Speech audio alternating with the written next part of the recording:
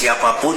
Kemarin di media sosial saya ada yang bertanya apakah negeri ini akan menjadi lebih baik kalau dipimpin oleh TNI. Saya ingin mengatakan begini, siapapun yang menjadi pimpinan di negeri ini, baik itu TNI, Polri, para cendekiawan, para rohaniawan, Indonesia tidak akan menjadi lebih baik. Tidak akan menjadi lebih baik selama kedaulatan rakyat dibegal oleh partai politik. Jadi negeri ini yang merusak itu adalah partai politik. Partai politik menjelma menjadi kerajaan-kerajaan orang-orang tertentu. Dan mereka memperdagangkan kedaulatan rakyat di tingkat elit itu. Ini ada satu contoh yang perlu mungkin kita adopsi dari Amerika. Di Amerika itu yang namanya pejabat publik.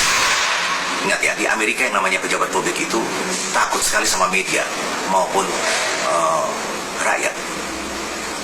Karena rakyat diberikan ruang dalam undang-undang di negeri itu. Mempunyai hak untuk merecall seorang pejabat publik yang melakukan kesalahan. Di Indonesia yang berhak melakukan recall itu adalah partai politik, ketua umum partai.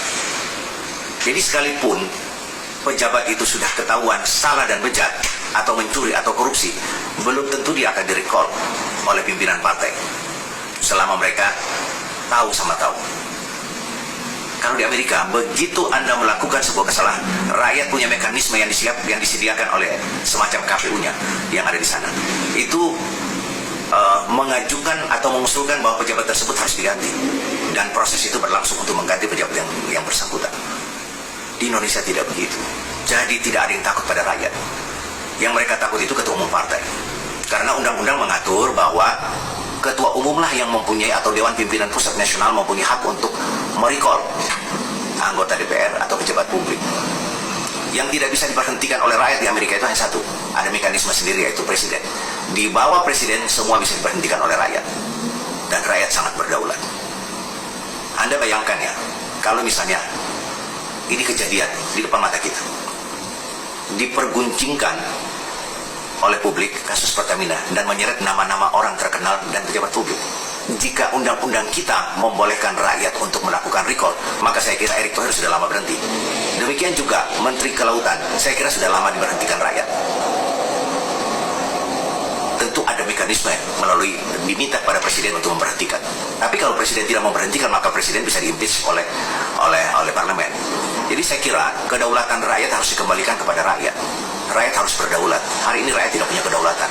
Setelah pemilu, suara rakyat dibegal, kemudian suara rakyat ini mereka perdagangkan atas nama koalisi.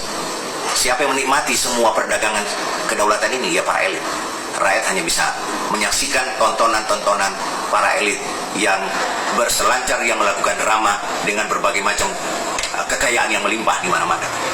Sementara di satu sisi rakyat yang mempunyai kedaulatan, mereka mengais-ngais rezeki dari hari ke hari hanya untuk bertahan hidup.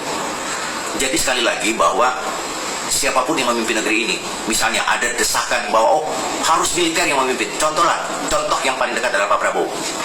Jika Presiden Prabowo tidak berhasil untuk melakukan revisi undang-undang kepartaian, undang-undang partai politik, maka saya yakin Pak Prabowo juga akan disandra, Pak Prabowo juga akan tersandra, dan Pak Prabowo tidak bisa memperbaiki negeri ini menuju Indonesia lebih baik. Ini persoalannya adalah, persoalan mendasar kita adalah dengan hak rakyat yang dibegal oleh partai politik. Jadi percuma buat kita melakukan dikotomi antara militer dan sipil. Bukan itu persoalan yang mendasar. Itu ada isu lain yang dimana ada kekhawatiran kelompok-kelompok masyarakat sipil jika akan terjadi militerisasi di negeri ini. Tapi ini ada hal yang lebih mendasar. Bisa saja akan terjadi partai-partai politik ini akan semakin kuat posisi mereka jika mendapatkan dukungan dari militer, dan ini sangat berbahaya. Sangat berbahaya. Partai-partai politik kemudian mereka berselingkuh dengan TNI, dengan militer, maka kekuatan mereka semakin besar dan hanya menunggu waktu. Kapan negeri ini di tengah kerapuhan runtuh di tangan rakyat. Sekali lagi yang mau saya ingatkan bahwa undang-undang partai politik segera direvisi. Partai politik menjelma menjadi milik keluarga-keluarga tertentu. Partai politik sudah menjadi sumber pendapatan keluarga atau orang-orang tertentu. Ini harus kita hentikan. Dan saya kira Pak Prabowo bisa melakukan ini. Jika ada perlawanan dari partai politik, menurut saya Pak Prabowo bisa melakukan konsolidasi untuk menggerakkan rakyat bersama militer atau bersama TNI untuk memperbaiki negeri ini dari undang-undang kepartaian, undang-undang politik yang telah merusak tatanan demokrasi di negeri ini. Salam.